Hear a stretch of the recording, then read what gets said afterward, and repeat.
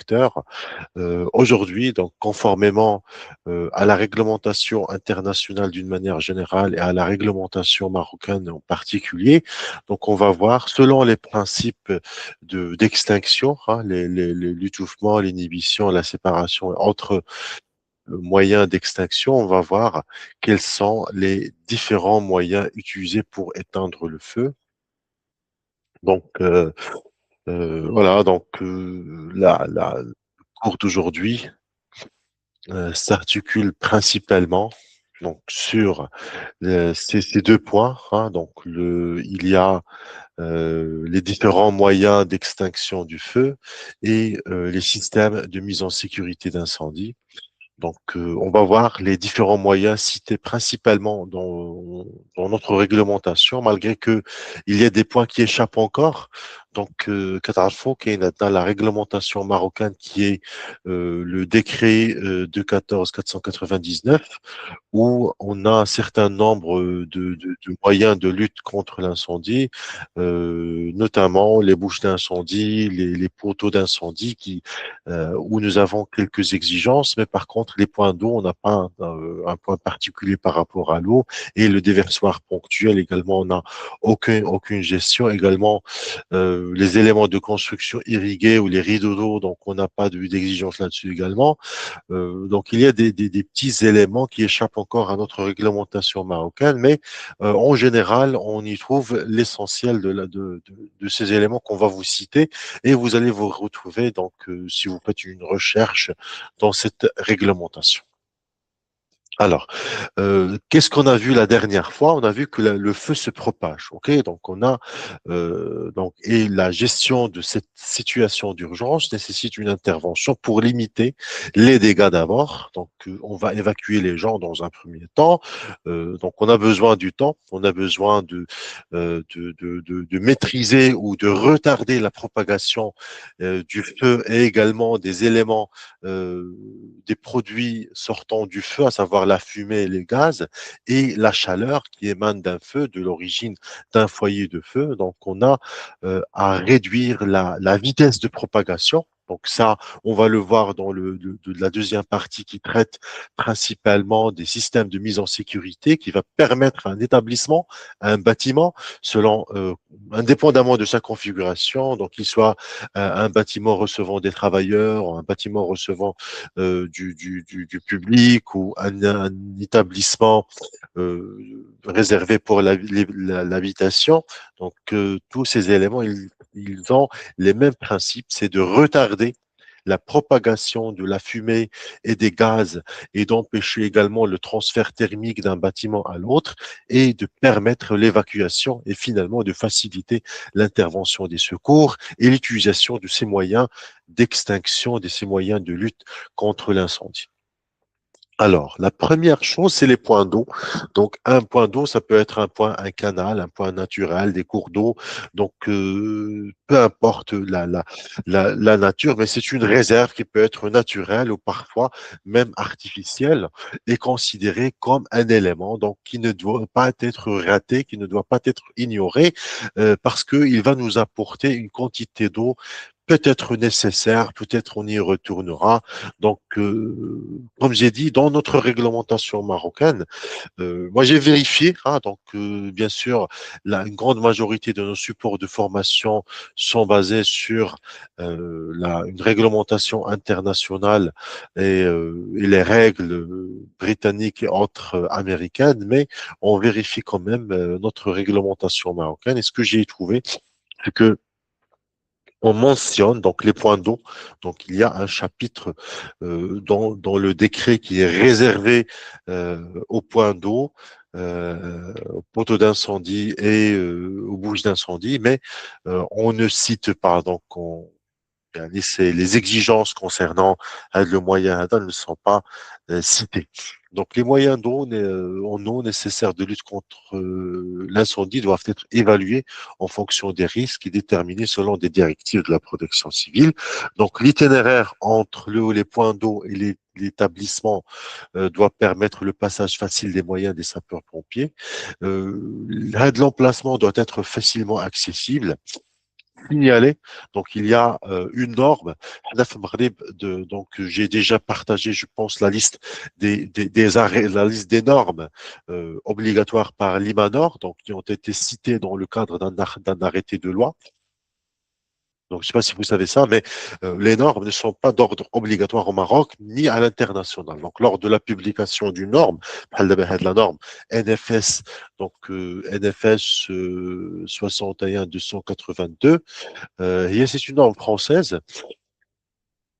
Lorsque l'Association française de normalisation, qui est l'AFNOR, ou l'IMANOR, l'Institut marocain de normalisation, publie la norme ou elle fait ce qu'on appelle l'homologation, donc l'intégration de la norme au sein de, avec, bien sûr, en partenariat avec l'autre organisme, on va homologuer une norme internationale. Ne la rend pas, cette homologation, la publication en qualité de norme marocaine ne la rend pas obligatoire. Ce qui va la rendre obligatoire, ou un arrêté. Donc, il y a la publication d'un arrêté de loi qui va rendre la norme obligatoire. Et dans votre compte, vous avez dans la partie ressources l'accès à l'ensemble des normes obligatoires au sens des moyens de lutte contre l'incendie. Okay.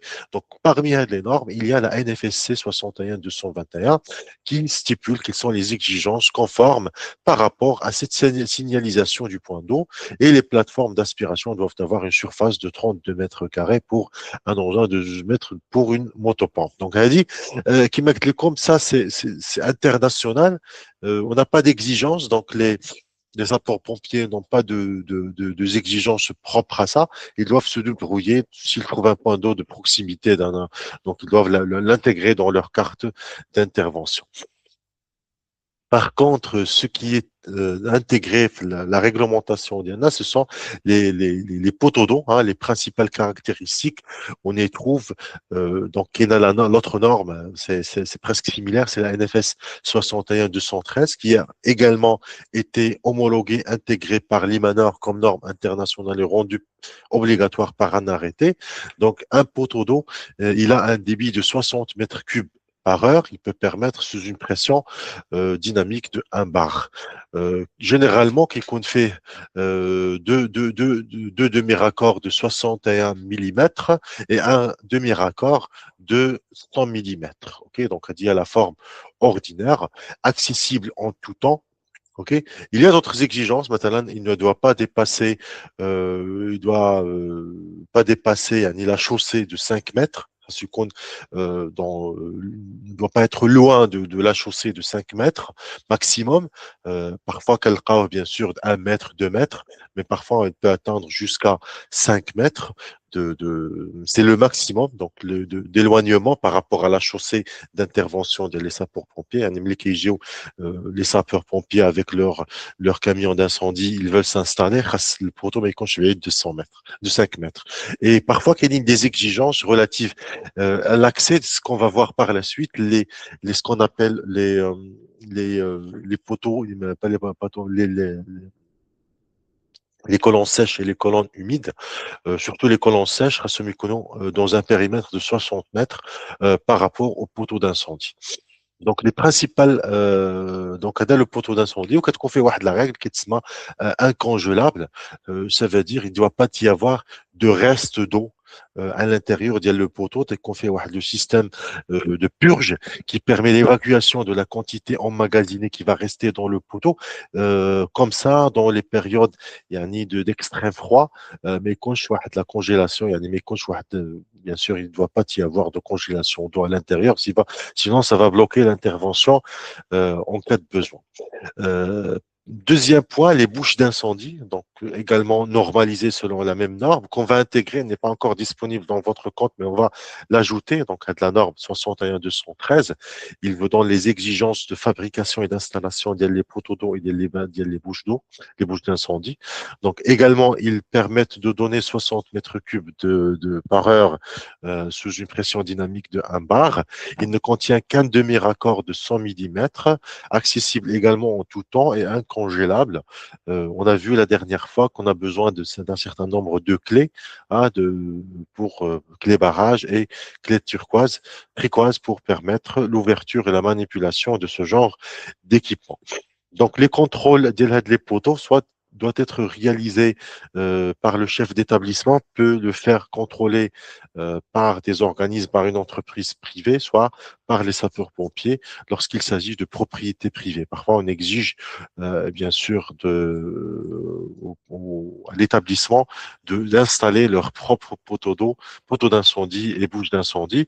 Donc, soit il va faire le contrôle via une société privée spécialisée, experte dans la gestion de ce risque d'incendie, soit il doit faire une convention avec la protection civile, comme ça ils peuvent l'intégrer dans leur contrôle systématique. Parmi les moyens d'extinction également, donc comme vous avez vu, les moyens d'extinction peuvent utiliser les différents systèmes, hein, les différents agents extincteurs.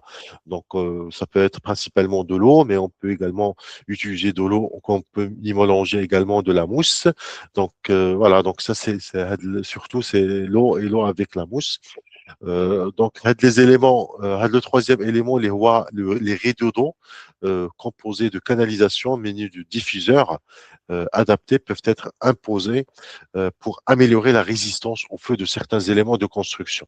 Donc là, c'est comme un système d'extincteur automatique en sprinklage, mais ils sont intégrés à des rideaux, des cloisons ou là, des portes, et ils constituent des éléments pour améliorer ce qu'on a vu, les caractéristiques vis-à-vis de l'incendie, les REI, hein, on a vu la résistance, l'étanchéité et l'isolation. Donc, les résistances mécaniques et thermiques, les éléments de construction des bâtiments peuvent être donc comme l'inifugation et la culture. L'inifugation, c'est de rendre un élément inflammable et réduire sa combustibilité. Donc, on y ajoute également ce système d'irrigation qui peut rendre des éléments de construction améliorés par rapport dans un incendie. Le quatrième ou cinquième élément d'extinction, c'est les robinets d'incendie armés, tout simplement que vous connaissez les RIA. Donc, les RIA est un équipement de premier secours alimenté en eau. On peut également ajouter de la mousse pour la lutte contre le feu, utilisable cette fois-ci par du personnel qualifié ou pas. Ouais, le pouvoir d'intervenir sur un feu assez important, contrairement à des moyens portatifs d'extinction de feu comme les extincteurs. Assurer une intervention prolongée pendant le délai d'intervention des sapeurs-pompiers et compléter l'installation d'extincteurs mobiles dans les locaux à risque important. Donc là où il y a une grande quantité de matière combustible. Ces caractéristiques sont les suivantes. Donc un robinet d'arrêt de l'alimentation, bien sûr, une vanne qui va permettre bien sûr l'arrêt et l'ouverture de la RIA, donc le RIA, donc le robinet pour comme ça le contrôler. Un dévidoir à alimentation axiale, donc un dévidoir qui va contenir le tuyau semi-rigide de 20 à 30 mètres, donc qui va permettre la manipulation. Et moi, dans les audits de sécurité incendie, ce qu'on se constate souvent, c'est que parfois on y ajoute des protections, donc des protections métalliques, donc les placards ou donc dans lesquels les dividoirs. Et il faut faire attention, s'il vous plaît, à ce qu'ils ne doivent pas perturber la manipulation de ces dividoires. Okay, parfois, l'ouverture ma couche complète, il bloque l'ouverture et ça gêne l'intervention, ça rend l'intervention un peu compliquée. Également, donc on peut installer des diamètres nominaux, donc de différentes tailles, allant du 19,6, 25,8, 33,12. Donc juste une petite explication de cette terminologie selon et conformément à la norme EN 661 71-1. Donc في كتشوفوا les diamètres هادو donc le 19 كتعني principalement en millimètres. Donc 19 millimètres c'est le diamètre des tuyaux. OK, diamètre nominal ديال le tuyau utilisé. Ou had السيف اللي كتشوفوا /6 c'est généralement واحد l'écriture. Malheureusement, on ne l'utilise pas dans notre réglementation. Je sais pas, ils n'ont pas compris ça, ils l'ont ignoré, mais c'est des raccords. OK, mais quand tu vois slash 6, c'est les raccords. Généralement, un raccord qui est plus important que le tuyau. Donc, un raccord il doit contenir tuyau, permettre le raccordement. Slash 6, qui a principalement 6 fois un quart de pouce. Ok. Bon, c'est d'ailleurs presque l'équivalent de 33 millimètres. Donc, c'est comme ça que ça se calcule, hein. Donc, c'est 6 fois l'écart de pouce et 19 millimètres. Donc, une lance, si on fait à 3 positions, donc le G, c'est l'arrêt, donc il permet d'arrêter sans devoir revenir à la vanne principale. Un jet diffusé pour permettre d'attaquer une grande distance, désolé, un jet droit et un jet diffusé qui va permettre de créer un nuage ou de la barrière, et ensuite un jet droit qui permet d'attaquer une distance importante. OK? D'atteindre une distance importante. Une clé tricoise, comme on a dit, donc utilisable dans ce cas, mais également pour ouvrir les bouches d'incendie, et un seau à fond plombé et une hache facultative et un plaque de signalisation pour pouvoir signaler à distance. Donc, les RIA sont généralement placés à l'intérieur du bâtiment, le plus près possible, et à l'extérieur des locaux à protéger. OK? Donc, ils sont à l'intérieur du bâtiment, mais de préférence à l'extérieur d'un local qu'on souhaite protéger, signalé par un pictogramme facile d'accès à mettre en œuvre. Donc, la bobine doit être située entre 1,2 et 1,80 du sol. Donc, on ne doit pas dépasser, sinon ça va rendre l'intervention. C'est presque les mêmes distances d'installation des extincteurs, numérotés. Donc, comme ça, on peut contrôler les vérifications et autres. Doit permettre d'atteindre facilement toute la surface des locaux, hein. Donc, ça, c'est très important. Pour les locaux à risque, donc on utilise des diamètres importants comme le 33-12, et tous les points de la surface du local doivent être battus par au minimum 2 jets de lance, hein, pour les locaux qui contiennent soit une quantité importante de matière combustible, soit une quantité de matière inflammable ou extrêmement inflammable. Donc, pour l'alimentation et la vérification, elles sont alimentées en eau par des conduites publiques. De pression doit être minimale de 2,5 bars au RIA, le plus défavorisé. Donc, un manomètre est placé sur le RIA pour pouvoir le contrôler, et des essais mensuels doivent être effectués, et le contrôle de la pression doit être inscrit sur un registre spécial. Donc, autre les RIA, donc nous, on trouve également les colonnes sèches. Ce sont des tuyauteries, hein, fixes, rigides, installées principalement dans des établissements. Là, concentrez-vous, s'il vous plaît, avec le terme qui taout bzaf, ou c'est mieux de le comprendre une fois pour toutes. Les planchers de bas niveau le plus haut accessible au public, situé plus de 18 mètres du niveau le plus haut de la voie accessible aux engins. Je sais que c'est difficile, c'est pour la première fois que vous allez entendre de la phrase très longue et très compliquée, mais c'est tout simplement le plancher bas, il y a un il tête, hein, c'est pas le plancher haut. Plancher bas, c'est la zone de marche, hein, du niveau le plus haut. Donc, il y a un idéal, l'étage le plus haut. Donc, on va prendre l'étage le plus haut, ou un petit peu le plancher, il y a le bas dialogue, ok?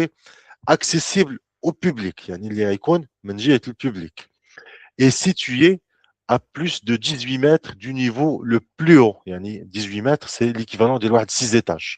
Du niveau le plus haut de la voie accessible aux engins.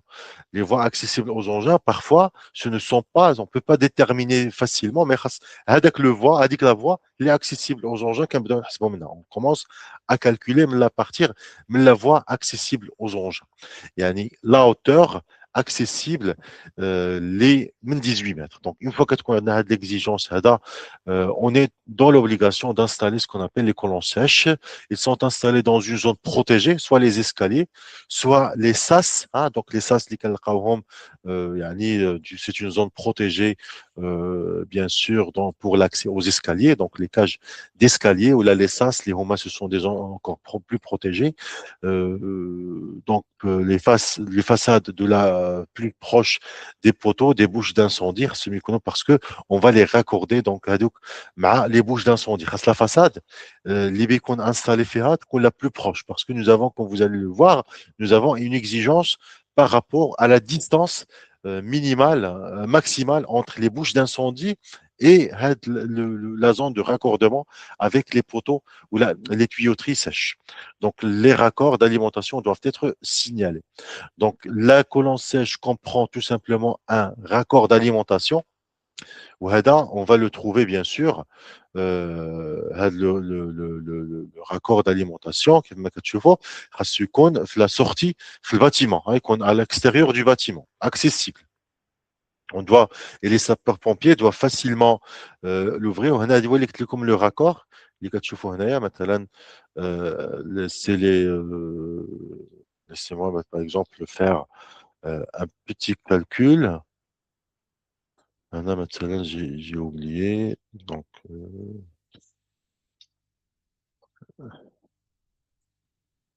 قلنا مثلا بأنه donc un petit calcul et on dit مثلا 2,45 divisé par 4 كتعطينا 0,6 multiplié par 12, donc c'est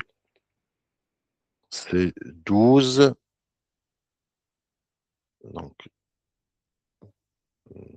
non, 2,4 multiplié par 12 multiplié par 100. Donc كتعطيك تقريبا واحد 73 مليمتر. اوكي دونك ملي كنقولوا مثلا هاد الراكور خاص يكون فيه ديال 64 بلوز او موان 64 مليمتر ou la tuyauterie 33 mm. OK? Donc, c'est presque la moitié du diamètre de le raccord.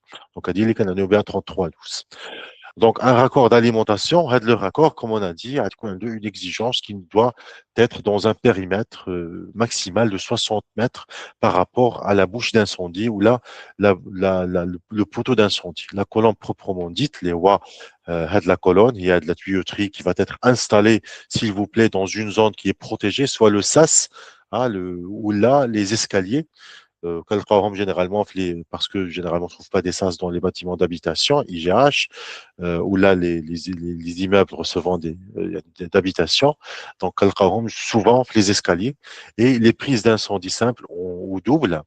Donc, concernant le diamètre, c'est généralement soit un diamètre nominal de 65 mm ou là de 100 mm pour les risques importants. Donc, généralement, on trouve deux types de colonnes. Donc, les colonnes sèches montantes, desservent les niveaux supérieurs et le raccord d'alimentation à moins de 60 mètres, comme j'ai dit, et des colonnes sèches descendantes qui vont desservir les niveaux inférieurs et un raccord d'alimentation situé à moins de 100 mètres d'une bouche ou là d'un poteau d'incendie. Les colonnes en charge, dites également colonnes humides, c'est presque la même conception, donc peuvent être imposées dans certains établissements importants ou dans les immeubles. Donc, on a de grandes hauteurs, des IGH, donc de plus de 50 mètres de hauteur. Ils sont installés dans une zone protégée de l'incendie, cage d'escalier, SAS, ainsi de suite. Donc, les raccords d'alimentation doivent être installés sur la façade la plus proche des poteaux d'incendie, qui fait donc on a un poteau d'incendie de ce côté, on a le voie le plus accessible. On a dit, il y a le plancher. On a dit, ouais, le plancher bas du niveau le plus haut. OK, le PNPB. Donc, on a هذا كنديروا ليها donc voilà donc هذا هو donc هنا هذا هو le plancher bas. Donc هذا هو اللي كنبداو كنحسبوا منه. Donc هنا مثلا قلنا مثلا هنا pour les colonnes humides, c'est à partir de 50 mètres. Pour les colonnes sèches, c'est à partir de 18 mètres. OK. Donc هنا وهذه هي la façade la plus proche. La distance ne doit pas être supérieure à 60 mètres pour les colonnes ascendantes et il n'a que des colonnes descendantes, maximum 100 mètres. OK? Donc elle a dit: on a les arrivées d'eau, bien sûr, on a, elle a dit: «C'est pour les colonnes sèches.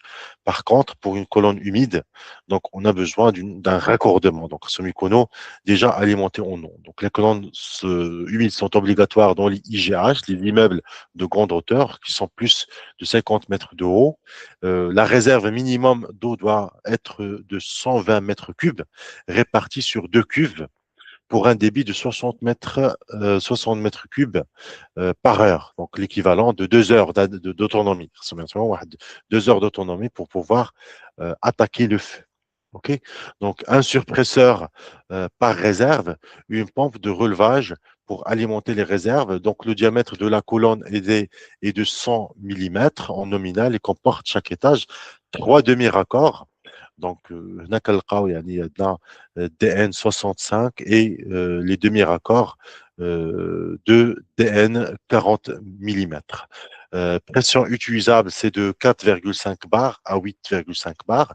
Et une prise d'alimentation doit être située à moins de 60 mètres d'une bouche ou d'un poteau du réseau d'incendie de la ville.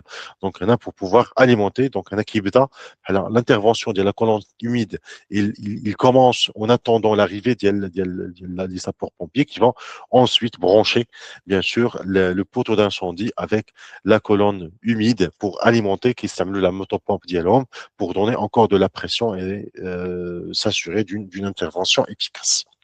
OK? Donc, pour tout ce qui est fixe, donc on va arriver à l'étape de l'installation fixe d'extinction automatique.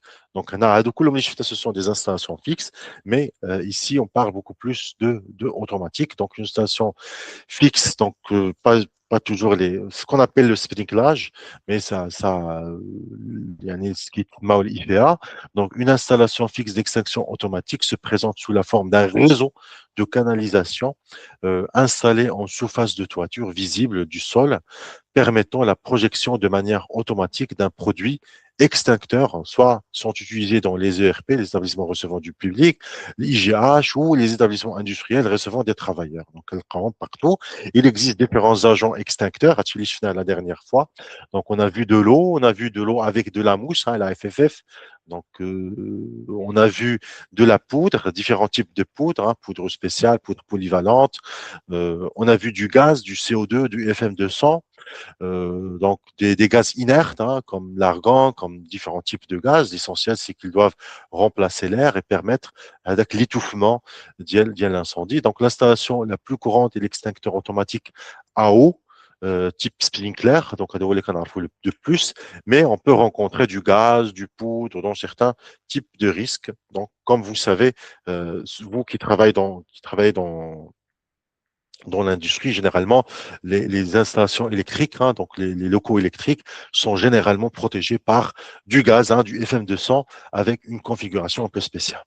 Donc, IFEA, donc là, les installations fixes d'extinction automatique, donc sont l'objet confirme un système de détection du début d'incendie.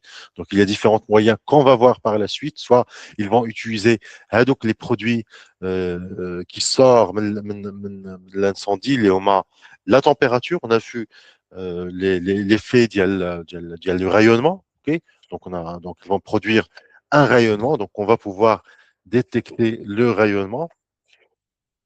Donc également, l'incendie va produire de la chaleur, donc on va pouvoir détecter une augmentation de température et finalement, donc une détection de la fumée, donc avec des détecteurs de fumée qui vont pouvoir détecter le début d'incendie. Donc, ils sont à des 3 éléments pour détecter le début d'incendie, déclencher l'alarme des témoins les plus proches et des services de surveillance de l'établissement. Donc, غنشوفوها كاينه عندنا واحد الالارم témoin كتكون généralement à l'extérieur ديال le bâtiment ولا ديال le local اللي كتوقع فيه bien sûr l'incendie avec et bien sûr au niveau de l'unité centrale, l'unité de commande, hein, centrale également on va l'avoir dans les systèmes de mise en sécurité incendie et également donc avec ce rôle de détection ils vont pouvoir éteindre ou du moins limiter les effets de l'incendie. Donc, ils vont pouvoir évacuer la FM200, CO2, la poudre. Et généralement, les systèmes sont munis par un système de temporisation, généralement d'ordre de 5 minutes, avec la possibilité de désactivation. Donc, généralement, عندنا واحد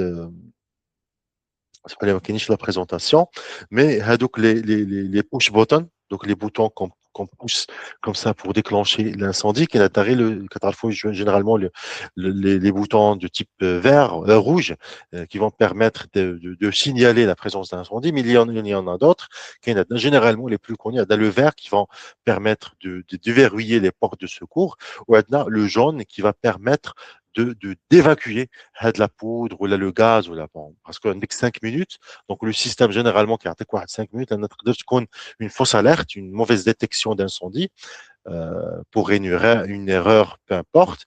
Donc il y a que 5 minutes avant de lancer le gaz. Vous faites que pendant 5 minutes, vous avez deux possibilités. Donc, soit vous allez, sur place, vous avez reçu l'information qu'il y a un début de feu, au niveau de l'installation. Donc, Anna, sincèrement, ma le système, mais je la recommande à chaque fois. Je dis que c'est tellement facile pour une entreprise qui a installé un système de détection qui coûte des millions de dirhams d'installer, s'il vous plaît, des caméras à l'intérieur des locaux électriques, s'il vous plaît. Elle dit, je sais que vous avez la capacité, ou là, je parle à vous en qualité de représentant d'entreprise. Donc, aujourd'hui, les locaux, un incendie, ou un incendie, l'alarme, dans un local d'incendie. Je peux les différents phénomènes, trois phénomènes peuvent arriver dans un incendie. Qui se rappelle encore? Il y a les trois phénomènes. Ou qui est le plus dangereux que je veux citer, il faut installer des caméras pour pouvoir détecter avant d'intervenir. Qui peut me donner le nom des trois phénomènes? Qui est trois phénomènes que nous avons étudiés la dernière séance. Actuellement, vous vous rappelez encore?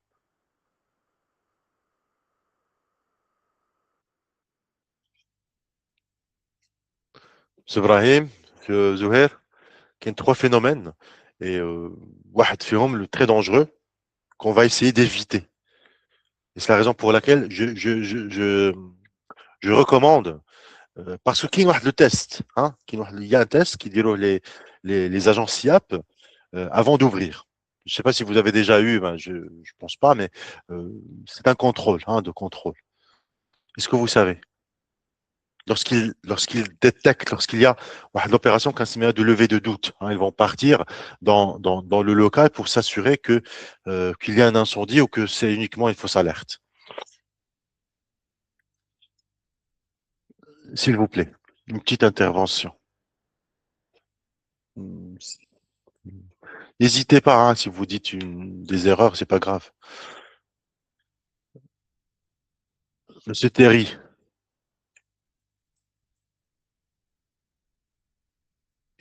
est-ce que vous avez eu l'occasion de voir les trois phénomènes qui, pendant un incendie, on a trois phénomènes.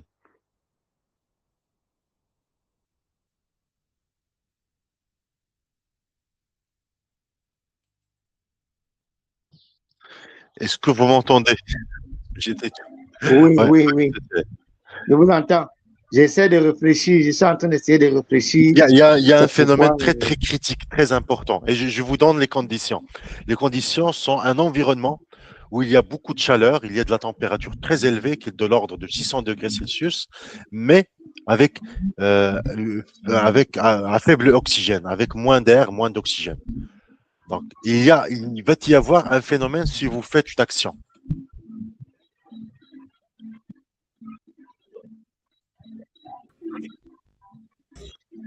Ça commence avec le B. Pas bien suivi. Reprenez un peu.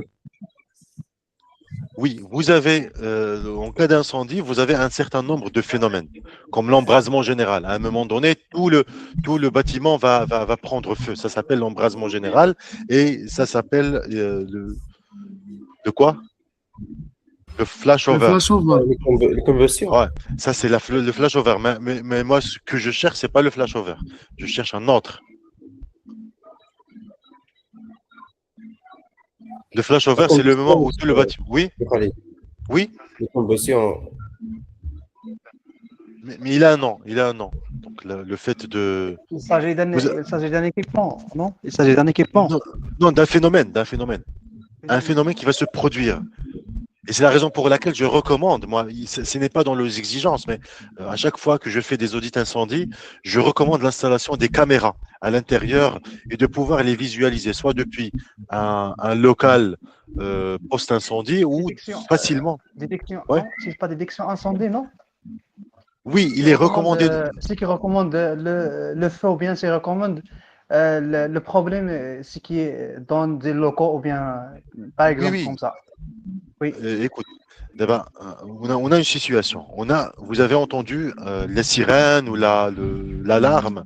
Il y a un début de feu dans un local. Donc, un local sécurisé, fermé. Oui. Et vous allez faire quoi? Vous allez partir et ouvrir le local pour éteindre le feu. Ça dépend. Ça dépend de quoi? Non, il y a un équipement qui s'appelle détection incendie. Il recommande le problème. Écoute, la détection, il a été effectué. Donc, l'équipement de détection, il a détecté le feu. Il a détecté quelque chose. Il a détecté soit le feu, soit la fumée, soit la température. Il vous a donné un signal d'alarme. Il a déclenché un signal d'alarme. Vous avez 5 minutes pour intervenir. 5 minutes, vous pouvez dans ces 5 minutes soit interrompre le processus, yani désactiver le système de libération du gaz, ou si vous êtes certain qu'il y a un début de feu, que c'est sérieux, vous pouvez attaquer le feu et déclencher. Vous avez un système de lancer l'extinction par le système AMOUS ou là, le système FM200 entre. Mais comment vous allez être sûr que ce n'est pas une fausse alerte, que c'est vraiment, il y a de l'incendie, que c'est vraiment sérieux? C'est quoi votre moyen? Comment vous allez être sûr? Je ne sais pas. Oui. Qu'est-ce que vous allez faire? Généralement, il y a le moyen. Il y a un moyen utilisé par les agents SIAP. C'est un geste, c'est un comportement. Vous savez, toute chose a une limite. Oui, oui, vas-y, monsieur Hassan. Climatiseur, non? Frigoriste? C'est comme il a. Non, c'est pas évident de faire ça. Donc, l'idée, c'est que vous avez généralement les portes, les locaux, une porte qui est isolante, une porte qui respecte les exigences d'il coupe-feu jusqu'à 2 heures. Donc, malgré ça, il a une certaine conductivité thermique. La plupart du temps, avant d'ouvrir la porte, il faut sentir la chaleur. On essaye de sentir toute la porte, du haut vers le bas, et de se sentir, est-ce qu'il y a de la chaleur? Ok, il est isolante, il est quand même à l'intérieur, il y a de l'incendie, sûrement, il va présenter une augmentation de température. Ok, c'est un geste crucial. On vient pas et on ouvre la porte. Sinon, le phénomène qui peut se produire, ça s'appelle le backdraft. Le backdraft, c'est l'entrée de l'oxygène à l'intérieur d'un local qui a déjà de la matière combustible à grande température. Donc, on a le troisième élément où on a une explosion. Ok, donc vous êtes exposé à l'explosion à des très grandes températures.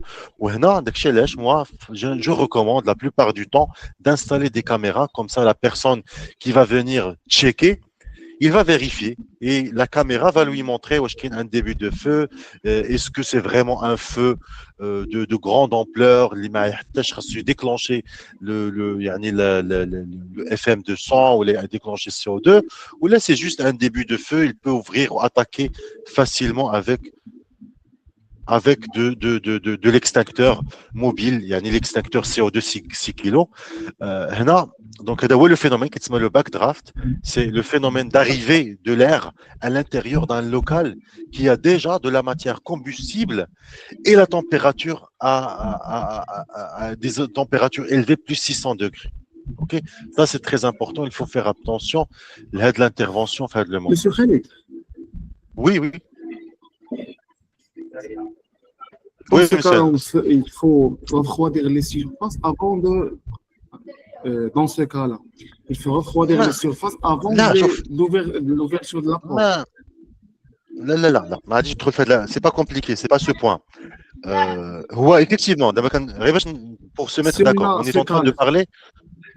لا تصنت لها الناس دابا الا عندك السيستم الا عندك هذا الاي في عندك انستالي في اللوكال مع تغفروادي مع والو عاد تطلقها فهمتي عندك لو مويان انك ديكلونشي يعني ليفاكياسيون ديال السي او 2 ولا ديال لا بودر ولا ديال لا موس ولا فهمتي الا عندك لو ديبي دو فو عندك à l'intérieur. Mais moi, c'est ce que j'ai trouvé. Dans des locaux, le système de déclenchement de la mousse ou le CO2, il se trouve à l'intérieur. Il est installé à l'intérieur du local. Moi, il est recommandé ou exigé de l'installer à l'extérieur. Que ce soit le système de désactivation ou le système d'activation. Okay.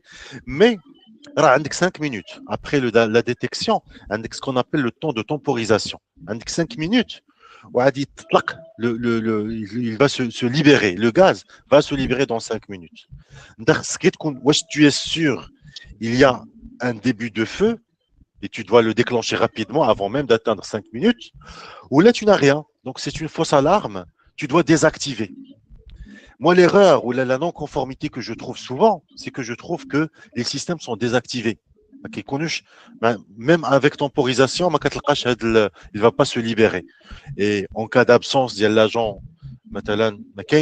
il est absent, à l'incendie, le système d'extinction automatique, ok, donc ça c'est.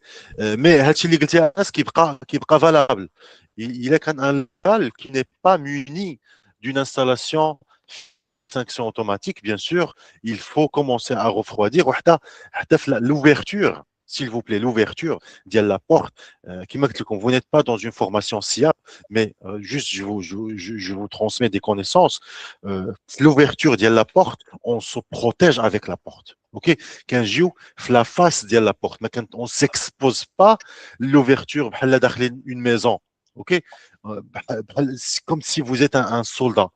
Imaginez un soldat qui est en train d'ouvrir la porte, il se protège de la porte, كيعطي ظهره وكيحل الباب وكيخلي ان ما يكونش واخا يكون داك لو فينومين دو باك درافت هذيك ليكسبلوزيون ولا داك لو جي ديال لانسوندي ما يعطيهش في لو فيزاج اوكي كيحل لا بورت و il se protège derrière la porte اللي كيحلها اوكي. C'est très important. Comme ça, même en cas d'incendie, en cas de backdraft, le phénomène, il ne sera pas exposé et brûlé, ou là, il ne va pas être exposé. Il a dit que la fumée chaude, les généralement à travers le local. Monsieur Khalid. Oui, oui. اللي تيكون عندنا واحد لوكال ديجا انستالي لي زيكيبمون كوم ديتيكتور اوبتيك تيرميك او بيان فويدون يعني تيكون عندهم واحد لو رول ابار انك باش تمشي تدخل دير لانتيرفونسيون لا لا اكزاكتومون شوف دابا انا غير باش ان هذاك لو رول اللي دويت لكم عليه دابا عطاك الديتيكسيون هو فهمتي باسكو كاين واحد لو طون ما بين الديتيكسيون والليبراسيون ديال لو غاز ولا ليكستانكسيون.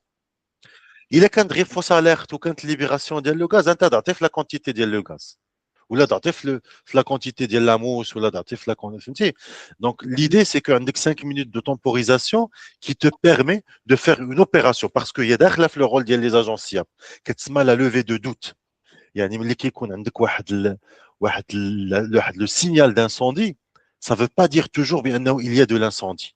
Alors, ça arrive souvent. Maintenant, moi, j'étais dans un local où il y avait juste des détecteurs à proximité d'une cuisine où les canaux, je sais pas, il est en train de chauffer les repas d'yalom ou donc vous avez vraiment des brûlures ديال الrepas, ماشي شي حاجه qui est de grave. Ou détecter l'incendie. Il a été donc هنا كنديروا l'opération كتسمى levée de doute. ما كنجيوش وكنديروا واحد لاطاك ولا ليفاكياسيون ولا كناخذوا واحد لا mesure qui est importante parce que عندك جوج ديال الحوايج que tu peux perdre soit la quantité de gaz ou la de mousse ou là il كان عندك مثلا de l'eau que tu vas libérer donc tu as le risque de brûler ou là de griller des équipements ou là عندك tu vas déclencher l'évacuation qui va te créer du risque de panique.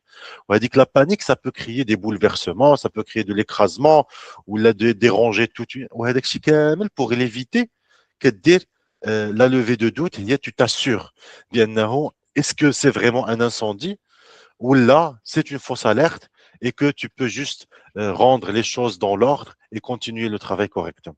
OK? D'accord. Donc, tu as 5 minutes. Généralement, tu as 5 minutes de temporisation, okay, qui te permet d'intervenir et de s'assurer avant la libération, soit la sirène d'alarme générale, l'évacuation, ou là, la libération le gaz, ou là, la mousse, ou la chihaja. Mais l'idée, c'est de ne pas perdre. L'installation ne veut pas que à chaque fois qu'on la libération, ou le risque, mais qui le risque, c'est que les gaz, le FM200, le CO2, ouais, il faut lancer une prestation d'alimentation. Parfois, on sait comment ça marche chez les entreprises. C'est pas demain, la prestation va se faire ou les gaz ils vont être remplacés ou les bouteilles remplacées. Parfois, une fois vidées, il faut attendre 3 mois là, pour les remplacer ou là, pour les remplir. Ou ça pour vous c'est critique, hein. Même si vous faites le rôle d'Yelcom ou le bon de commande du Khraj, parfois ça prend du temps. Avec le temps, on peut avoir des surprises, hein. Avec le temps, le remplissage, il va comme le vrai incendie.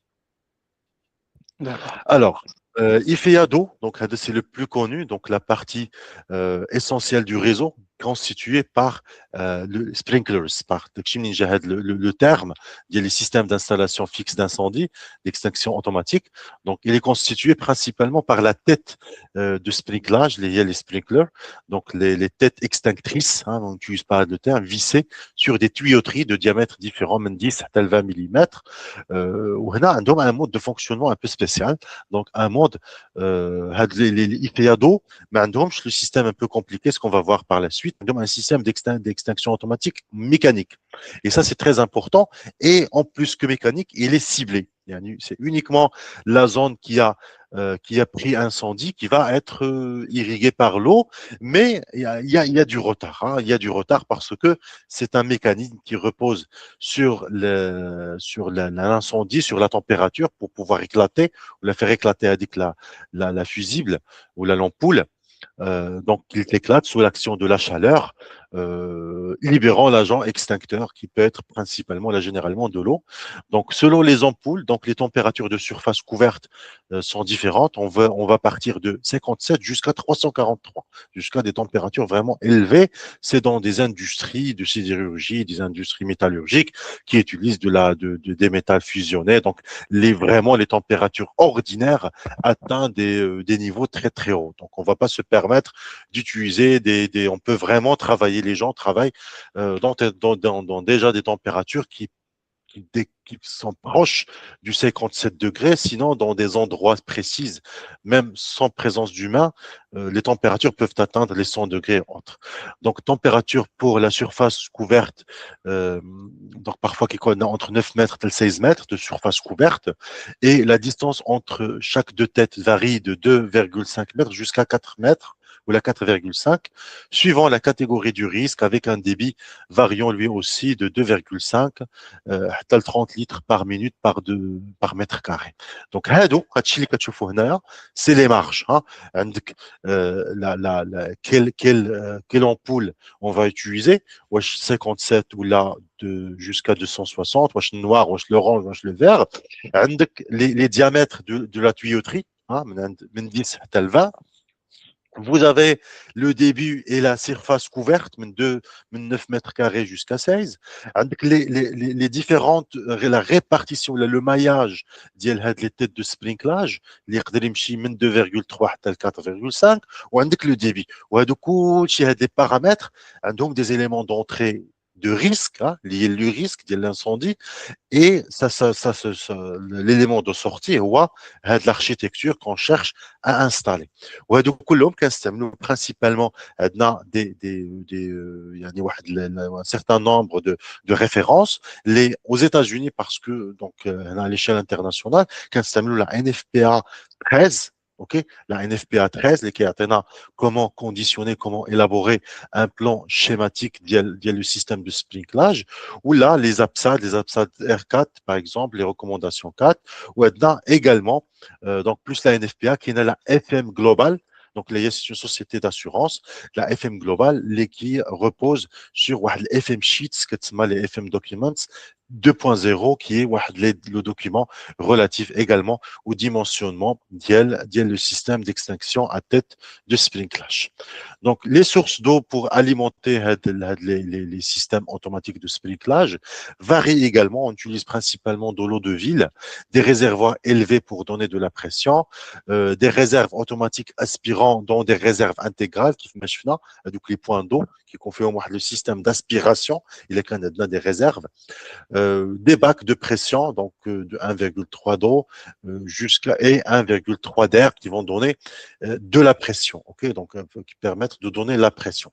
Donc le volume des réservoirs d'eau varie selon les types d'installation et les normes d'assurance. Je vous assure que la plupart du temps, parce que ce n'est pas une exigence de notre réglementation marocaine, c'est la plupart du temps, ce sont les compagnies d'assurance qui vont vous demander d'installer des systèmes d'extinction automatique et qui vont vous demander soit de suivre la FM 200, la FM globale ou la NFPA parfois, donc ça dépend de leurs exigences. Donc pour les réservoirs, on utilise d'abord des petits réservoirs, donc de capacité de 30 à 50 mètres cubes, permettre l'alimentation de 5 têtes parce que le fonctionnement des têtes de sprinklage, contrairement le système les rideaux d'eau, qui s'ajoutent les systèmes de construction, les têtes, ils sont ne fonctionnent pas tous ensemble. Hein. Ce n'est pas comme les RIA. C'est une alimentation localisée. Ce qui veut dire que la tête, la température qui atteint la température d'éclatement de la bulbe ou la tête de sprinklage qui va fonctionner. L'autre qui va au martamish. Donc, également la température et ainsi de suite. Donc, dans un premier temps, un petit réservoir et on utilise le deuxième réservoir dit inépuisable qui permet d'alimenter toutes les têtes de surface impliquées pendant 1h30. On a le bâtiment Kullo, donc on doit le dimensionner pour un débit selon donc les exigences, mais il doit l'alimenter pendant au moins 1h30 et toutes les surfaces, toutes les têtes de sprinklage. Donc, on a généralement le poste de contrôle au local de sprinklage, donc situé entre le réseau et les sources d'eau, donc entre le réseau installé les sprinklages et le réseau et la source, que ce soit une source intégrale, une source d'eau, point d'eau ou un réservoir, se trouve un poste de contrôle. Il comprend une vanne d'arrêt, qui est cadenassé en position ouverte, une turbine hydraulique entraînant le fonctionnement d'une cloche d'eau pour permettre l'alimentation et qui va déclencher également l'alarme, et une vanne de vidange, des accélérateurs et un exhausteur et des manomètres, des enregistreurs placés en amont et en aval. Donc la surface surveillée par un poste de contrôle ne doit pas dépasser les 8000 m2 avec un maximum de têtes limité à 1000 têtes qui doivent être contrôlées par le même poste de contrôle. On trouve également des IFA, des installations fixes d'extinction automatique de mousse. Il s'agit de projeter de la mousse à moyen ou au foisonnement, donc avec le foisonnement entre la mousse et l'eau, sur un risque où l'eau peut être prohibée, ne doit pas être utilisée. Donc le système se compose d'une source d'eau, d'un réservoir émulseur qui va permettre le mélange, un mélange d'un réservoir d'émulseurs, désolé, et un mélangeur d'eau et d'émulseurs, un générateur de mousse et un système de canalisation. Et bien sûr, ce système est principalement utilisé en présence d'un risque d'hydrocarbures et dans un milieu industriel. Également, on trouve les IFA à poudre, moins courants, destinés à couvrir des risques de faible importance à base de solvants, de peinture ou d'hydrocarbures. Ces installations fixes projettent de la poudre propulsée par du CO2 ou de l'azote comprimé, l'extinction est quasi instantanée. Et dernièrement, bien sûr, on trouve les effets A de gaz qu'on trouve généralement dans le léco spéciaux, généralement dans les lécos électriques. Donc, l'installation va projeter un gaz inerte, soit de l'argon, l'azote, l'inergon, donc un A, qui diminue la teneur en oxygène dans le local, considéré assure de cette manière l'extinction, et généralement qui compte très très localisé. يعني هذوك les jets, هذوك les diffuseurs اللي شفتوا هنايا مثلا هذا c'est un diffuseur local, mais parfois كنلقاو même les diffuseurs vraiment à l'intérieur des coffrets électriques ou à l'intérieur de l'installation électrique, et parfois on utilise même le type de tuyauterie, هذيك la tuyauterie qui va fusionner. تنستعملوا واحد الديفيزور كي فيزيون يعني واحد لا tuyauterie كدوز ما كتشوفوش نتوما هاد ديفيزور ما كيكونوش باينين mais c'est la tuyauterie qui va facilement fusionner, il y a fondre, ils font facilement en contact de température, il permet de libérer le gaz. Ok, je ne sais pas si vous avez bien compris, mais parfois le coffret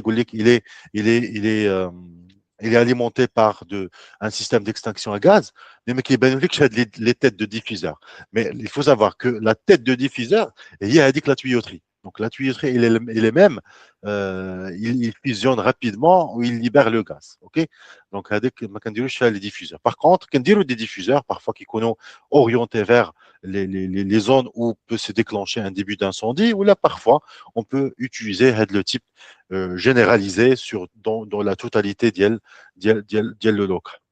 Donc, ces installations sont principalement aménagées, bien sûr, dans des locaux contenant du matériel de grande valeur, des serveurs, du backup, donc des installations électriques, des transformateurs, ou dans des locaux d'eau proscrites. Prohibées, ça veut dire interdites, musées, les armoires électriques, les salles informatiques, les centres de téléphonique.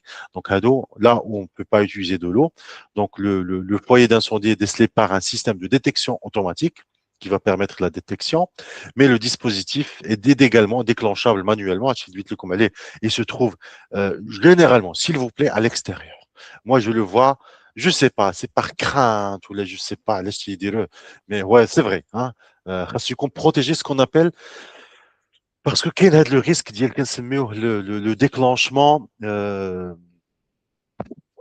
يعني inintentionnel, le déclenchement par erreur ou intempestif, le déclenchement par erreur, commande manuelle, mais quand on est à l'extérieur, quelqu'un par maladresse, ou l'agent, il a appuyé, automatiquement il va libérer tout le gaz. Le gaz, le réservoir va le vider. Donc, donc les installateurs, ils ont peur, ils installent à l'intérieur.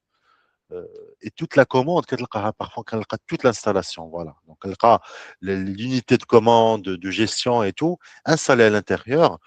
C'est vraiment dangereux parce que on va pas pouvoir accéder à la commande manuelle d'une manière rapide et pouvoir libérer en toute sécurité. On doit ouvrir.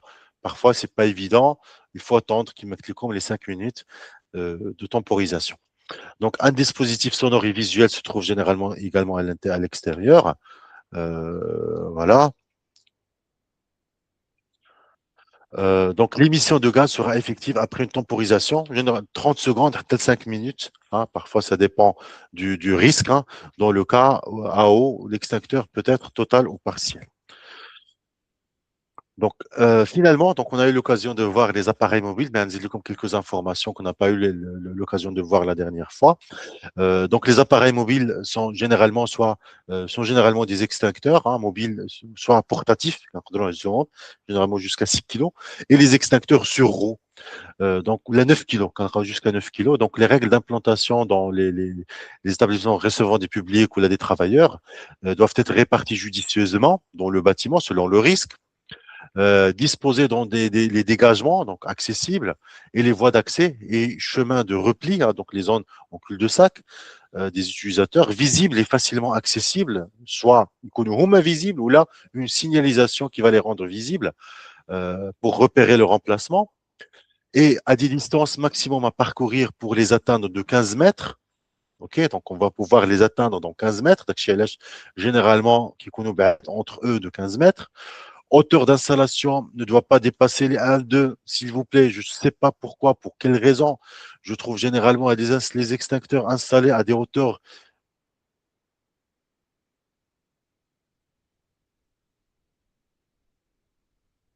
petit incendie.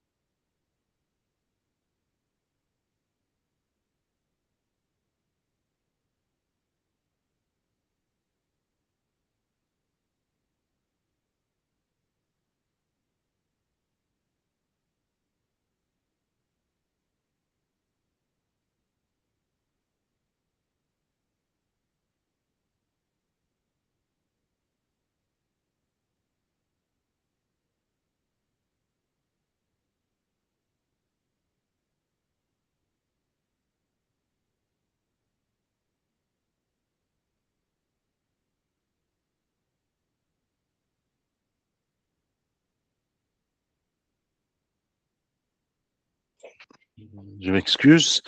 Donc voilà, on continue. Donc les règles d'implantation dans les établissements recevant du public. Donc voilà, donc je me sens mal lorsque je vois les extincteurs installés à des hauteurs de 2 mètres, de 2 mètres 5. Donc on a besoin du travail en hauteur. Donc pour les libérer, ou parfois quelqu'un des extincteurs de 9 kilos installés à 2 mètres et demi. Je ne sais pas qui va les utiliser. On a besoin de recul pour pouvoir les libérer de leur place. Ou là, quelqu'un cadenassé, ou je ne sais pas, avec des fils. Donc voilà, faut vraiment travailler sur la culture sécurité des gens et l'accessibilité. Et bien sûr, les supports doivent être solidement fixes. Sinon, dès que la chute via l'ombre, il peut être elle-même, il peut blesser ou en plus, ils peuvent exploser. C'est un appareil sous pression, s'il vous plaît, donc il faut faire attention.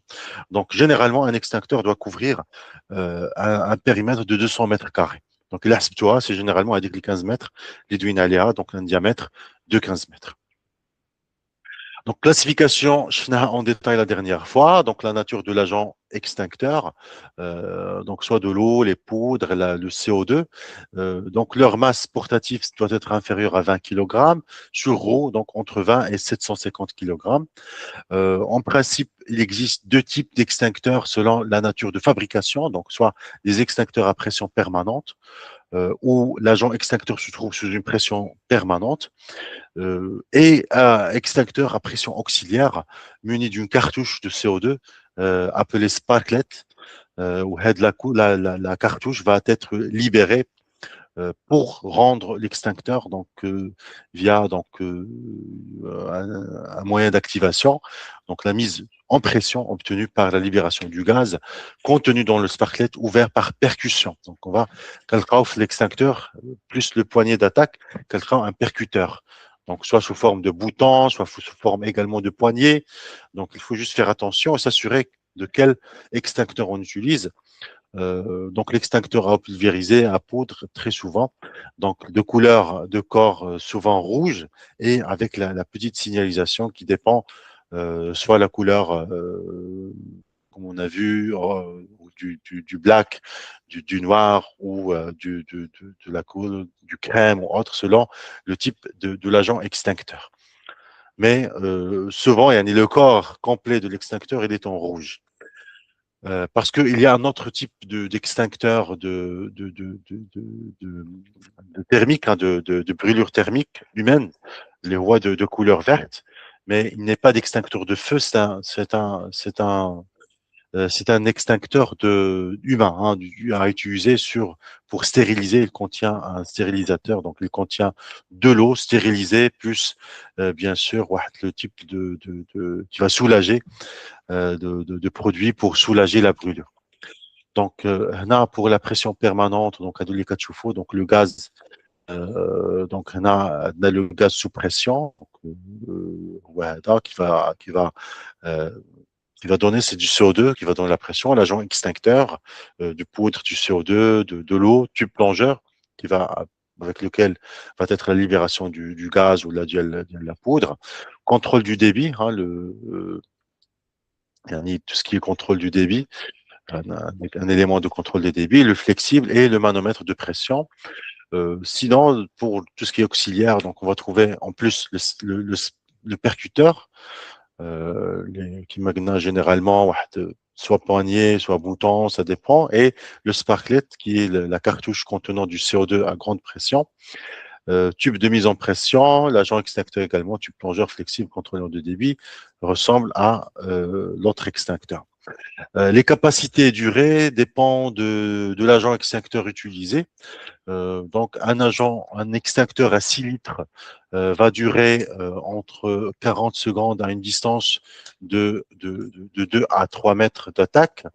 Un extincteur à eau plus additif de 6 litres va durer de la même manière 40 secondes pour une distance de 3 à 4 mètres d'attaque. Donc, il faut être loin, hein, il faut pas attaquer directement, hein, de proximité, de moins. Donc, sinon, vous allez libérer des projections, hein, donc, des extincteurs à poudre de 6 kg durent moins que l'eau, donc environ 16 secondes, même distance d'attaque. Donc, on a parlé également des poudres spécifiques pour les classes D et des extincteurs de CO2. Donc, les classes D qui touchent principalement le méthane en fusion, et l'extincteur de CO2 de 10 kg va durer uniquement 7 secondes, mais il a une distance d'attaque qui est beaucoup moins importante, entre 0,5 et 1 mètre. Sinon, il va pas, donc le gaz, il va être diffusé dans l'air, il ne va pas donner l'effet souhaité. Donc, il existe également des extincteurs qu'on utilisera pas sur les feux, mais sur les personnes, au moins les huiles communes. Donc, ce secteur aura la fonction de douche d'incendie. Il est de couleur verte, composé d'eau d'une solution antiseptique. Donc, capacité de 6 litres en général, pression permanente, utilisation comme un extincteur classique. Il sera mis en œuvre lors de brûlures thermiques ou chimiques. Il est destiné à soulager immédiatement et non que guérison. Donc, la personne, bien sûr, doit pouvoir être traitée. On utilise également, s'il vous plaît, on a vu la dernière fois, des moyens divers comme les couvertures et les réserves de sable ou les seaux, donc pour des moyens divers, pour faire une intervention. Sont utilisés pour recouvrir des objets enflammés, peuvent également servir à envelopper des personnes dont les vêtements ont pris le feu, comme les couvertures anti-feu.